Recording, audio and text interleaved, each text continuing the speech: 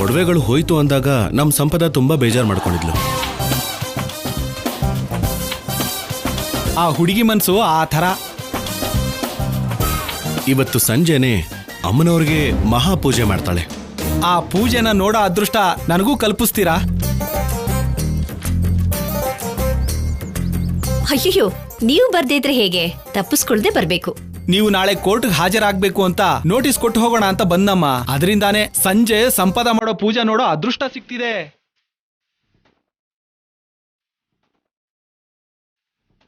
ಬರ್ತೀನಮ್ಮ. ಒಳ್ಳೆ ಜೋಡಿ. ಒಳ್ಳೇದು, ಹೋಗ್ಬೇಕು.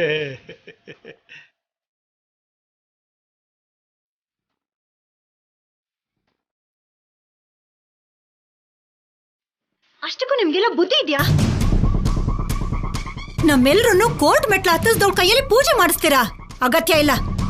ಅತ್ತೆ, ಸಂಪದಾಗೂ ಆ ಸಿದ್ದು ಕಳ್ತನ ಮಾಡಿದ್ದಕ್ಕೂ ಸಂಬಂಧ ಇಲ್ಲ ಅಂತ ಹೇಳಿದ್ಲಲ್ಲ.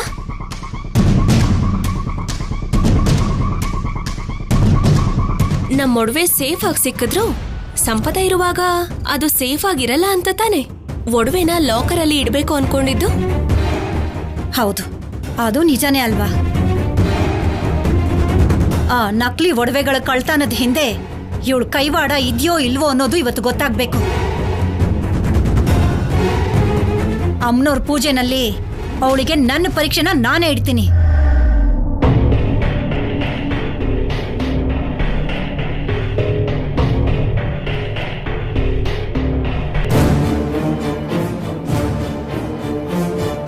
ಈ ಒಡವೆಗಳು ಕಳೆದು ಹೋಗಿದ್ರೆ ತಾನೇ ತಾತ ಸಿಗೋದಕ್ಕೆ. ಅದಕ್ಕೆ ರಾತ್ರೋರಾತ್ರಿ ಯಾರಿಗೂ ಗೊತ್ತಾಗದೇನೆ ಈ ಒಡವೆಗಳನ್ನ ಮಹಾಲಕ್ಷ್ಮಿ ಹತ್ರ ಕೊಟ್ಟು ನಕಲಿ ಒಡವೆಗಳಿಂದ ದೇವರಿಗೆ ಅಲಂಕಾರ ಮಾಡಿದ್ವಿ.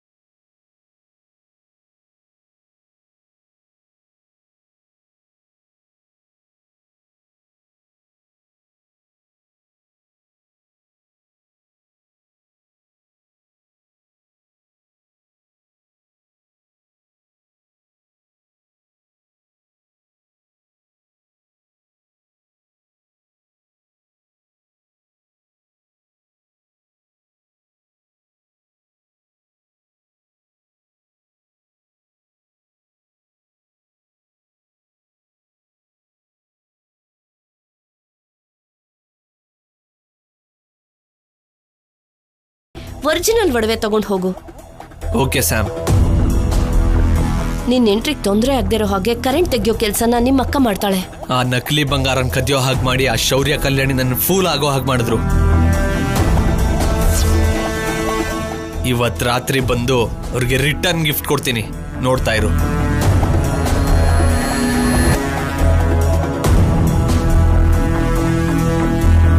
ವಿಷಯನ್ ಸಿದ್ದುಗ್ ಹೇಳಿರೋದ್ರಿಂದ ಸಿದ್ದು ಮಿಕ್ಕಿದೆಲ್ಲ ನೋಡ್ಕೋತಾನೆ. ಅವಳು ಫೋನಲ್ಲಿ ಮಾತಾಡ್ತಿದ್ರೆ ನಿನ್ ಫೋನಲ್ಲಿ ಹೇಗೆ ಕೇಳಿಸ್ತಾ ಇದೆ? ನಾನು ಇಂಜಿನಿಯರಿಂಗ್ ಸ್ಟೂಡೆಂಟ್ ಆಫೀಸರ್. ನಿನ್ನೆ ಸಂಪದಾಗೆ ಆ ನೋಟ್ ಕೊಡುವಾಗ ಅವಳ ಫೋನ್ಗೆ ಚಿಕ್ಕ ಚಿಪ್ ಹಾಕಿದ್ದೀನಿ. Oh really? ಇವಾಗ ಅವಳ ಪ್ಲಾನ್ ನಮ್ಗೆ ಮುಂಚೆನೆ ಗೊತ್ತಾಗತ್ತೆ. ಸಂಪದ ನಮ್ಮನೇಲೆ ಇದ್ದು ನಮಗೆ ಮೋಸ ಮಾಡಿದಾಳೆ. ಆ ಸಿದ್ದುಗೆ ಒಡವೆಗಳನ್ನ ಕಳ್ತನ ಮಾಡೋದಕ್ಕೆ ಹೆಲ್ಪ್ ಮಾಡಿ ಮನೆಯಲ್ಲಿ ಎಲ್ರಿಗೂ ನೋವು ಕೊಟ್ಟಿದ್ದಾಳೆ. ಇಲ್ಲಿ ನಾವು ಮಾಡ್ತಿರೋ ದೊಡ್ಡ ಕೆಲಸ ಏನು ಅಂದ್ರೆ ಸಂಪದ ಕಳಿಸಿರೋ ದಾರಿಲೇ ಒಡವೆಗಳನ್ನ ತರಿಸೋ.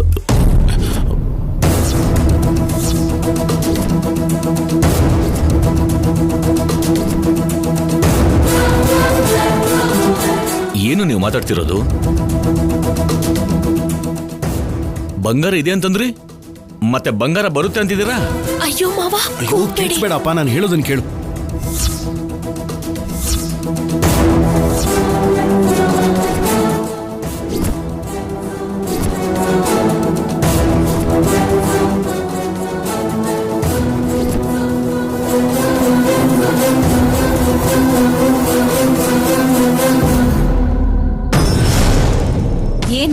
ಏನೋ ಹೇಳೋದನ್ನ ಕೇಳು ಅಂತಿದ್ಯಾ? ಹೂವನ್ನು ಬೇಕು ಅಂದಿದ್ದಕ್ಕೆ ಅದನ್ನೇ ಹೇಳ್ತೀನಿ ಅಂತಿದ್ದ. ಹೂವು ಹಣ್ಣು ಎಲ್ಲ ತರೋದಿಕ್ಕೆ ಇದೇನ್ ಮಾಮೂಲಿ ಪೂಜೆನಾ? ಒಡವೆಗಳ ಪೂಜೆ. ಆ ಕ್ಷಣಕ್ಕೆ ನಮ್ಮ ಹತ್ರ ಏನಿರುತ್ತೋ ಅದನ್ನ ಇಟ್ಟು ಮಾಡಬೇಕು. ಹೌದು, ಇವಳಲ್ಲಿ ಸಂಪದ.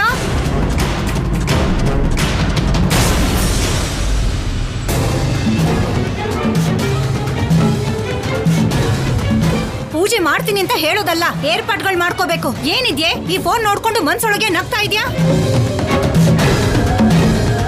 ಬಾ, ಬಂದು ಮಾಡ್ಕೋ.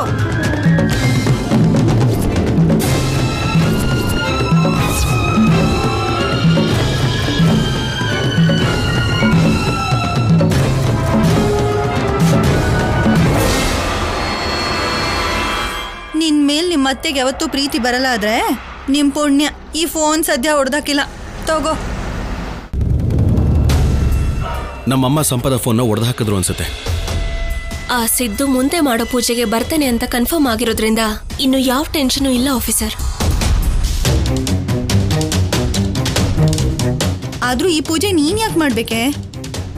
ಅದರಿಂದ ಏನಾದ್ರೂ ಉಪಯೋಗ ಇದೆಯೋ ಇಲ್ವೋ? ಉಪಯೋಗ ಇರೋದಕ್ಕೆ ತಾನೇ ಹೀಗೆಲ್ಲ ಪ್ಲಾನ್ ಮಾಡಿರೋದು.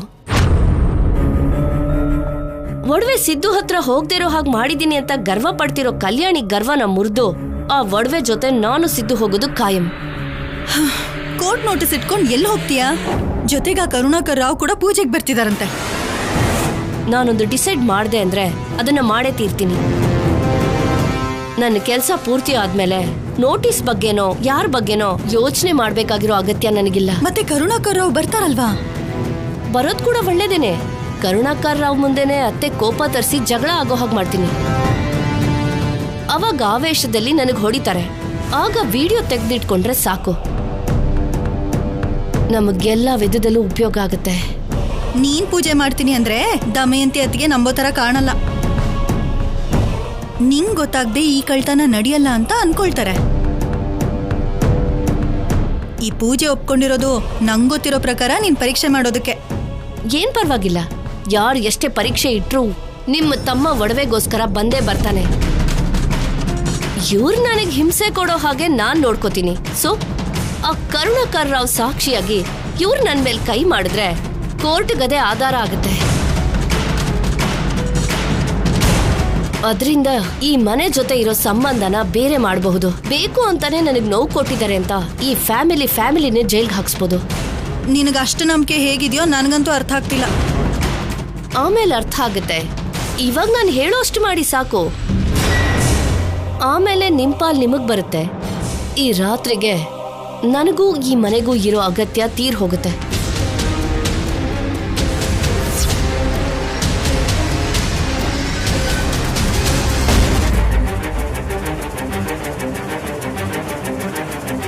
ಏನೋ ಇದು? ಹಳೆ ಪಾತ್ರೆವರೆಗೂ ಉಪಯೋಗ ಆಗದೆ ಇರೋಂತ ಈ ಒಡವೆಗೋಸ್ಕರನ ನಾವ್ ಇಷ್ಟೊಂದೆಲ್ಲ ಕಷ್ಟಪಟ್ಟು ತಗೊಂಡ್ ಬಂದಿದ್ದು. ನಂಗೂ ಅದೇ ಅಲ್ವಾ ಅಮ್ಮ ಅರ್ಥ ಆಗದೆ ಇರೋದು. ಇದು ನಕಲಿ ಒಡವೆನ ಅಲ್ಲ ಅಂತ ಒಂದ್ಸಲ ಅಂಗಡಿಗೆ ಹೋಗಿ ತೋರ್ಸ್ಕೊಂಡ್ ಬರೋಣವಾ? ಸ್ಯಾಮ್ ಹೇಳಿದ್ಲಲ್ಲಮ್ಮ, ಫೋನಲ್ಲಿ ಮಾತಾಡಿದ್ಮೇಲೂ ಆ ಶೌರ್ಯ ಕಲ್ಯಾಣಿ ರಿಯಾಕ್ಟ್ ಮಾಡ್ದೇನೆ ಹಾಗೆ ಇದ್ದಾರೆ ಅಂದ್ರೆ ಖಂಡಿತ ಸ್ಯಾಮ್ ಹೇಳಿದ್ ನಿಜಾನೇ. ನಾವು ಕಳ್ತನ ಮಾಡ್ತೀವಿ ಅಂತ ಮೊದಲೇ ಗೆಸ್ ಮಾಡಿ ಆ ಶೌರ್ಯ ಕಲ್ಯಾಣಿ ಮಾಡಿರೋ ಕೆಲಸ ಇದು. ಪೊಲೀಸ್ ಬುದ್ಧಿ ತೋರಿಸ್ಬಿಟ್ಟ. ಆದ್ರೂ ಒಂದ್ಸಲ ಹೋಗಿ ತೋರ್ಸ್ಕೊಂಡ್ ಬಂದ್ರೆ ನಮ್ಮ ಅನುಮಾನ ಪರಿಹಾರ ಆಗುತ್ತಲ್ವಾ? ನಾವು ಹೊರಗಡೆ ಹೋಗೋ ತರ ಇಲ್ಲ ವಾತಾವರಣ. ಕಾಣಿಸಿದ್ರೆ ಸಾಕು ಎತ್ತಿ ಒಳಗೆ ಹಾಕೋಕೆ ಶೌರ್ಯ ಕಡೆ ಇರೋ ಪೊಲೀಸ್ ಕಾಯ್ತಾ ಇದ್ದಾರೆ. ನನ್ನ ಹಿಡಿದ್ಬಿಟ್ಟು ಜಾಬ್ ವಾಪಸ್ ತಗೋಬೇಕು ಅಂತ ಆ ಶೌರ್ಯ ಇರೋ ಬುದ್ಧಿ ಎಲ್ಲ ಯೂಸ್ ಮಾಡ್ತಾ ಇದ್ದಾನೆ. ಸ್ಯಾಮ್ ಹೇಳ್ದಂಗೆ ಈ ನಕಲಿ ಬಂಗಾರ ಎಲ್ಲ ತಗೊಂಡು ಹೋಗಲಿಟ್ಟು ಆ ಬಂಗಾರನ ತಗೊಂಡ್ ಬಂದು ಅವ್ರಿಗೆ ಶಾಕ್ ಕೊಡ್ಬೇಕು. ಇವತ್ತು ಯಾವುದೇ ಕಾರಣಕ್ಕೂ ಆ ಬಂಗಾರ ನಮ್ಮ ಕೈಯಲ್ಲಿ ಮಿಸ್ಸೇ ಆಗ್ಬಾರ್ದು. ಸಮಸ್ಯೆ ಸಾಲ್ವ್ ಆಗುವವರೆಗೂ ಈ ಬೆಂಕಿ ಕೆಂಡನ ತಲೆ ಮೇಲೆ ಹೊರಲೇಬೇಕು. ಶೌರ್ಯ ಕಲ್ಯಾಣಿ ತಗೊಂಡ್ ಬಂದಿದ್ದು ನಕಲಿ ಒಡವೆ ಅಂತ ಗೊತ್ತಿಲ್ದೇನೆ ಏನೇನೋ ಡೈಲಾಗ್ ಹೇಳ್ಬಿಟ್ಟೆ. ಅಗತ್ಯ ಇತ್ತಾ? ನನ್ನ ಹತ್ರ ಅಷ್ಟು ಡೈಲಾಗ್ ಹೇಳಿಸೋ ಅಗತ್ಯ ಇತ್ತಾ? ಅದು ಬಂಗಾರದ ಒಡವೆ ಅಲ್ಲ ಅಂತ ತಮಗೆ ಗೊತ್ತಾಗ್ಬಿಟ್ರೆ ನಾನು ಡಮ್ಮಿನಾ ನಿಮ್ಮನ್ನ ದಮ್ಮು, ದಮ್ಮು, ಅಯ್ಯೋ, ದಮ್ಮು, ಬೇಡ, ಅಯ್ಯೋ, ನಿಂತ್ಕೊಳ್ಳಿ. ದಮ್ಮು, ದಮ್ಮು, ಅಯ್ಯೋ, ದಮ್ಮು, ಬೇಡ.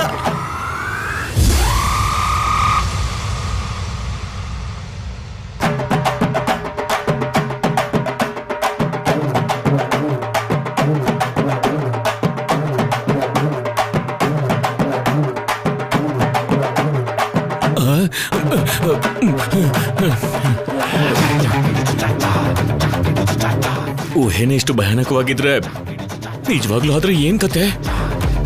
ಇರೋ ಜೀವನ ಎಲ್ಲ ಕಟ್ಕೊಳ್ಳೋದಕ್ಕೆ ಪುತ್ತೂರು ಸುತ್ತ ತಿರುಗೋದಕ್ಕೆ ಸರಿ ಹೋಗ್ಬಿಡುತ್ತೆ. ಏನು ನಿಮಗ್ ನೀವೇ ಗೊಣಕೋತಾ ಇದ್ದೀರಾ? ನಿನ್ನ ಹತ್ರ ಪ್ರೀತಿಯಿಂದ ಐ ಲವ್ ಯು ಹೇಳ್ಬೇಕು ಅಂದ್ರೆ ಹೇಗೆ ಹೇಳ್ಬೇಕು ಅಂತ ಪ್ರಾಕ್ಟೀಸ್ ಮಾಡ್ತಾ ಇದ್ದೀನಿ.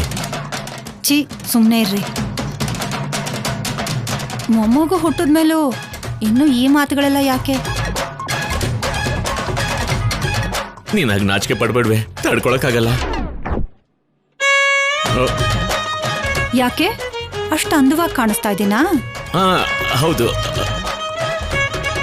ಹೌದು ಹೌದು ಅಂತಂದೆ. ಏನ್ ಹೇಳ್ಬೇಕು ಅನ್ಕೊಂಡಿದ್ದೀರಾ? ನೇರವಾಗಿ ಹೇಳ್ಬಿಡಿ. ಹೇಳಿದ್ರೆ ನಿನ್ ಶಿವತಣ್ಣನ ನನ್ನ ಕೈಲಿ ನೋಡಕ್ಕಾಗತ್ತಾ? ಏನಂದ್ರಿ? ಏನಿಲ್ಲ ಏನಿಲ್ಲ. ಆವೇಶ ಪಟ್ಟು ನನ್ನನ್ನು ಕನ್ಫ್ಯೂಸ್ ಮಾಡ್ಬೇಡ. ಏನೋ ಮಾಡಕ್ ಹೋಗಿ ಏನೋ ಮಾಡ್ಬಿಡ್ತೀನಿ. ಏನೋ ಮಾಡ್ತೀನಿ ಅಂತಂದ್ರೇನು? ಇದು ರೊಮ್ಯಾಂಟಿಕ್ ಸೀನ್ ಅಲ್ವೇ? ಹಾಗಂತ ಪ್ಯಾಥೋ ಸೀನ್ ಕೂಡ ಅಲ್ಲ. ಅದ್ಯಾವುದೋ ಅಲ್ಲ ಅಂದ್ಮೇಲೆ ನನ್ನ ಸೌಂದರ್ಯದ ಬಗ್ಗೆ ಯಾಕೆ ಹೊಗಳಿದ್ರಿ? ನಿನಗೆ ಹಾಗೆಲ್ಲ ಅರ್ಥ ಆಗುತ್ತೆ ಅಂತ ಗೊತ್ತಿಲ್ದೇನೆ. ಇವತ್ ಯಾಕೋ ನೀವು ವಿಚಿತ್ರವಾಗಿ ಕಾಣಿಸ್ತಾ ಇದ್ದೀರಾ? ಕೇಳಬಾರ್ದಿರೋ ವಿಷಯನ ಕೇಳಿದಾಗ, ಗೊತ್ತಿಲ್ದಿರೋ ವಿಷಯಗಳು ಗೊತ್ತಾದಾಗ ವಿಚಿತ್ರವಾಗೇ ಇರುತ್ತೆ. ಏನ್ ಗೊತ್ತಾಯ್ತು? ನೋಡು, ನಿನ್ ಸತ್ಯಭಾಮೆ ಬಾಣ ಸಿದ್ಧ ಮಾಡ್ದಾಗೆ ಪ್ರಶ್ನೆಗಳನ್ನ ಕೇಳ್ಬೇಡ. ಉತ್ತರ ನನ್ನ ಹತ್ರ ಇಲ್ಲ. ಅಯ್ಯೋ, ಏನಾಯ್ತ್ರಿ ನಿಮ್ಗೆ? ಹೀಗಾಡ್ತಾ ಇದ್ದೀರಾ ಇವತ್ತು? ಸ್ವಲ್ಪ ಹೊತ್ತಿಗೂ ಮುಂಚೆ ನಿನ್ ಬಗ್ಗೆ ಒಂದು ಊಹೆ ಬಂತು. ಆವಾಗಿಂದ ನನ್ನಲ್ಲಿ ವಿಚಿತ್ರ ಚೇಷ್ಟೆಗಳು ಶುರುವಾಗಿದೆ. ಮದ್ವೆ ಸಮಯದಲ್ಲಿ ಹೇಗಿದ್ದೆ ಅಂತ ಊಹೆ ಮಾಡ್ಕೊಂಡ್ರ ಏನು? ಅಲ್ಲ ಬಿಡು, ನೀನ್ ಶಿವ ತಾಂಡವ ಮಾಡಿದ್ರೆ ಹೇಗಿರುತ್ತೋ ಅಂತ ಊಹಿಸ್ಕೋತಾ ಇದ್ದೀನಿ. ಅದೇ ನಾನ್ ಮಾಡಿದ ತಪ್ಪು. ನೀವ್ ಊಹೆ ಮಾಡ್ಕೊಂಡು ನನಗ್ ಬೈತಿದ್ದೀರಲ್ಲ. ಹೋಗ್ಲಿ ಬಿಡಿ. ರಾತ್ರಿ ಪೂಜೆಗೆ ಈ ಸೀರೆಗಳಲ್ಲಿ ಯಾವ ಸೀರೆ ಉಟ್ಕೊಳ್ಳಿ ಅಂತ ನೋಡ್ಬಿಟ್ಟು ಹೇಳಿ. ನಿನ್ಗೇನ್ ದಮ್ಮು, ನೀನ್ ಯಾವ ಸೀರೆ ಉಟ್ಕೊಂಡ್ರು ಆ ಸೀರೆಗೆ ಅಂದ ಬಂದ್ಬಿಡುತ್ತೆ. ಸೀರೆಗೆ ಮಾತ್ರನಾ? ನನಗ್ ಬರಲ್ವಾ? ನೋಡು, ನಿನಗೆ ಬೇರೆ ಮೂಡಲಿದ್ಯಾ, ನಾನು ಬೇರೆ ಭಯದಲ್ಲಿದ್ದೀನಿ. ನಮ್ಮ ಮದುವೆ ಯಾವಾಗ ಮಾತು ಸರಿ ಹೋಗಲ್ಲ. ನೀನ್ ಇಟ್ಕೊಂಡ್ ಬಾ. ಅಲ್ಲ ರೀ ರೀ ರೀ, ಏನ್ ಇವ್ರು ಯಾವತ್ತೂ ಇಲ್ದೇ ಇರೋ ಗಾಬರಿ ಇವತ್ತು ಮುಖದಲ್ಲಿ ಕಾಣ್ತಿದೆ.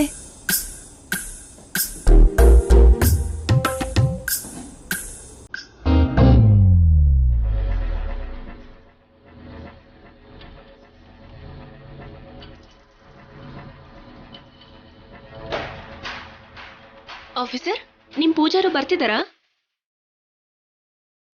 ಈಗಷ್ಟೇ ಕಾಲ್ ಮಾಡಿದ್ದೆ, ಹೊರಟಿದಾರಂತೆ. ಹೌದಾ?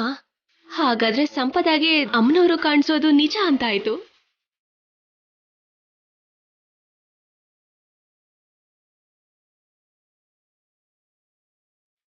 ನೀವಿಷ್ಟು ಸಂತೋಷವಾಗಿ ಹೇಗಿದ್ರು ನನ್ಗೆ ಅರ್ಥ ಆಗ್ತಾ ಇಲ್ಲ.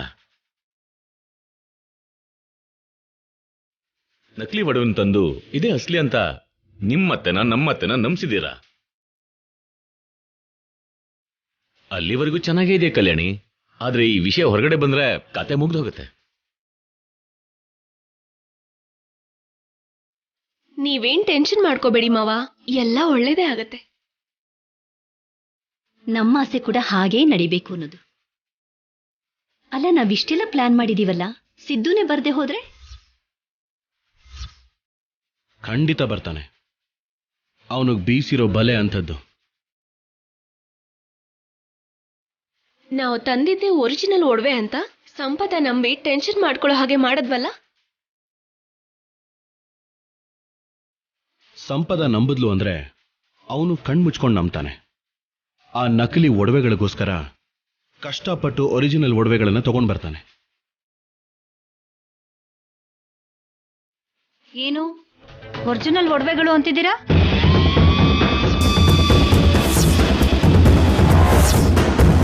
ನಿನ್ ಕಿವಿ ಅಂದ್ರೆ ಕಿವಿ, ಹಾವಿನ ಕಿವಿ. ಚಿಕ್ಕ ಚಿಕ್ಕ ಮಾತು ಕೂಡ ಕೇಳಿಸುತ್ತೆ. ಎಲ್ಲ ಕೇಳಿಸ್ಕೊಂಡ್ಯಾ? ಅದೊಂದು ಮಾತು ಮಾತ್ರ ಕೇಳಿಸ್ಕೊಂಡ್ಯಾ? ಕೊನೆಲ್ ಬಂದಿದ್ದಕ್ಕೆ ಕೊನೆ ಮಾತು ಮಾತ್ರ ಕೇಳಿಸ್ತು.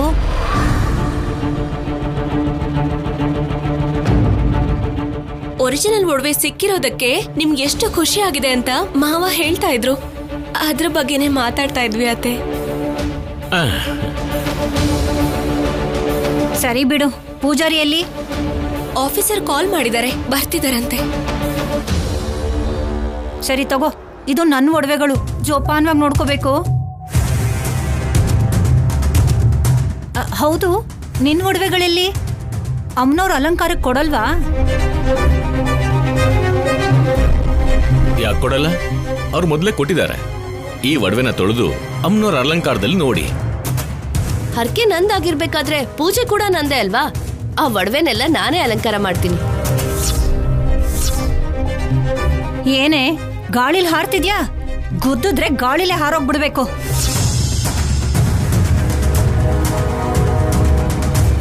ಅಬ್ಬಾ, ಪೂಜೆ ಬಗ್ಗೆ ಮಾತಾಡ್ತಾ ಇದ್ರೆ ಗುದ್ದೋದು ರಕ್ತ ಅಂತಿದ್ಯಲ್ಲ, ಏನೇ? ಮತ್ತೆ ಪೂಜೆ ಏನು ಅವಳೊಬ್ಬಳ್ದೇನಾ? ಆ ಪೂಜೆಲಿ ನನ್ ಪೂಜೆ ಕೂಡ ಬೆರೆಸಿದೀನಿ. ಮಹಾಪೂಜೆಗೆ ಶ್ರೀಕಾರ ಹಾಡಿದೀನಿ. ಪೂಜೆ ಇಲ್ಲಲ್ಲ, ಹೊರಗಡೆ ಹಾಲಲ್ಲಿ. ಪೂಜಾರಿಗಳು ಹೇಳ್ದ ಹಾಗೆ ಎಲ್ಲ ಏರ್ಪಾಟ್ಗಳು ನಡೀತಾ ಇದೆ. ಬಾಲಾಜಿ ಚಿನ್ನಿ ರೆಡಿ ಮಾಡ್ತಾ ಇದ್ದಾರೆ. ಪೂಜೆಗೆಲ್ರೂ ಸಿದ್ಧ ಆಗಿ.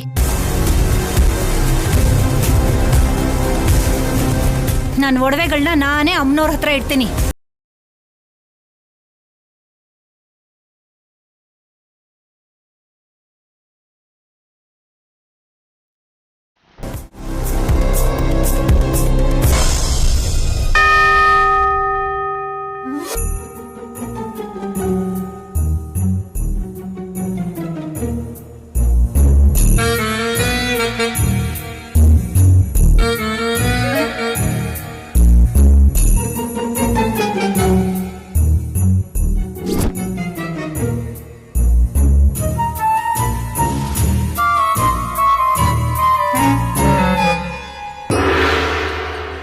ಏನು ಇದು ನೀನೇನಾ?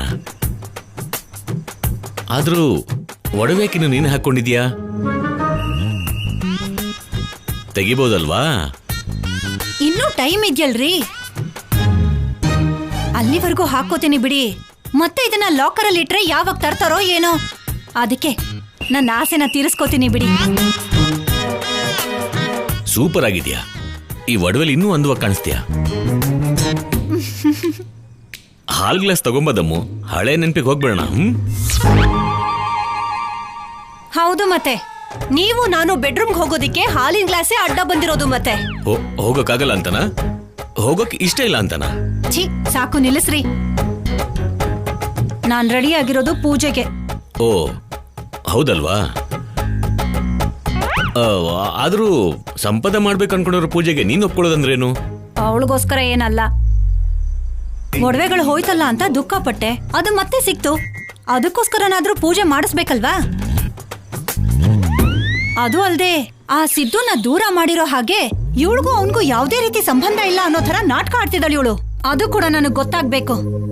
ಅಂದ್ರೆ ನೀನ್ ಪೂಜೆಗೆ ಒಪ್ಕೊಳ್ಳೋದ್ರ ಹಿಂದೆ ತುಂಬಾ ಕಾರಣ ಇದೆಯಾ ಅಂತ ಆಯ್ತು. ಇಲ್ದೆ ಅಷ್ಟು ಸುಲಭವಾಗಿ ಆ ಪೂಜೆಗೆ ಹೇಗ್ ಒಪ್ಕೋತಾಳೆ ಅನ್ಕೊಂಡ್ರಿ ಈ ದಮಯಂತಿ? ನಿಜಾನೇ ಬಿಡು, ನೀನ್ ಯಾವಾಗ ಅರ್ಥ ಆಗಿದೆ ಯಾರಿಗಾದ್ರು? ಸರಿ ಹೋಗ್ಲಿ ಬಿಡಿ, ಶೌರ್ಯನ್ಗೆ ರೆಡಿ ಆಗು ಅಂತ ಹೇಳ್ಬೇಕು. ಮನೇಲಿ ಅಮ್ಮನವ್ರ ವಿಗ್ರಹನ ಇಡ್ತಿದೀವಲ್ಲ, ಕಲ್ಯಾಣಿಯಿಂದ ಸ್ವಲ್ಪ ದೂರ ಇರು ಅಂತ ಹೇಳ್ಬೇಕು ಅವನ್ಗೆ.